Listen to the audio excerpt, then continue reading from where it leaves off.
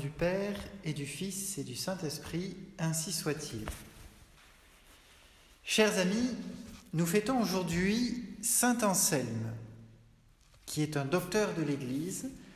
Qui était-il ? Saint Anselme, qui était du nord de l'Italie, après une vie légère et tiède, loin du bon Dieu finalement, il se convertit et il va décider de se retirer du monde pour devenir bénédictin. Il viendra en France, dans le nord de la France, où il va vivre une vie très pieuse, très sainte. Il deviendra abbé et réformera les mœurs de ses moines.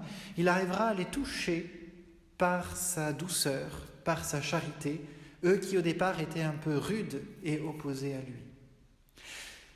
Saint Anselme vivait à l'époque du grand pape Saint Grégoire VII, et il était même un ami de Saint Grégoire VII. Il a correspondu avec lui et il va l'aider à faire cette grande réforme de l'Église pour revenir à notre Seigneur Jésus-Christ, pour remettre les droits de l'Église à leur place.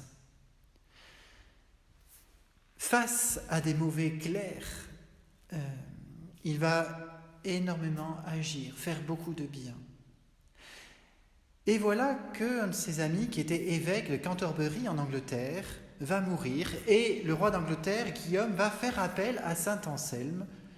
Et Saint Anselme va commencer, dans son diocèse, à appliquer ce qu'il avait fait dans son monastère, à savoir la réforme des mœurs, à prêcher la vérité et aussi à s'opposer au pouvoir séculier qui alors empiétait sur les droits de l'Église. Forcément, il va susciter les foudres de ses ennemis et il sera même envoyé en exil. Quand on pense et quand on voit la vie de Saint Anselme, eh bien, on peut faire une petite comparaison avec les coques qui surmontent nos églises. Pourquoi y a-t-il des coques sur certaines de nos églises, au sommet de nos églises ? L'évêque Durand de Mende nous donne de belles explications à ce sujet. Il dit que le coq, il rappelle que le coq veille dans la nuit sombre. Il réveille ceux qui dorment au moment où le jour approche. Eh bien, la nuit, c'est la nuit de ce siècle, de ce monde. Ceux qui dorment, eh bien, ce sont les fils de cette nuit qui sont couchés dans leur péché et qui ont besoin de conversion. Eh bien, les prédicateurs et les docteurs, ce sont ces coqs qui viennent nous réveiller dans nos péchés, qui viennent nous encourager à nous convertir. Ils réveillent ceux qui dorment pour rejeter les œuvres des ténèbres. Ils annoncent la lumière à venir, la lumière du jour qui arrive. Quelle est cette lumière ? C'est la lumière du Christ, qui est représentée ici par le cierge pascal. On n'allume pas une lampe pour la mettre sous le boisseau, nous dit l'Évangile. Oui, eh bien les docteurs, les prédicateurs, qui sont les prédicateurs de Dieu, brillent et nous éclairent, ils nous montrent la lumière du Christ. Le coq aussi va résister face au vent. Eh bien les prédicateurs et les docteurs doivent résister fortement face à ceux qui se révoltent contre Dieu. Ils ne doivent pas fuir devant les loups. Ils sont d'ailleurs mis souvent sur des verges de fer pour montrer la parole inflexible, saine, qui n'est pas la parole de l'homme ou des hommes, mais la parole de Dieu.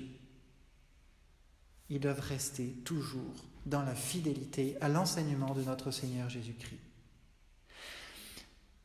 Et la verge, où il y a le coq, est souvent posée sur la croix de l'Église ou sur le faîte de l'Église, pour bien montrer que leur doctrine est fondée sur notre Seigneur Jésus-Christ et sur son sacrifice, notre Seigneur Jésus-Christ, qui est venu pour s'offrir à nous en sacrifice sur la croix. Oui, nous voyons, Saint Anselme est un bel exemple de docteur et de prédicateur de la vérité, comme nous aimerions en avoir beaucoup aujourd'hui.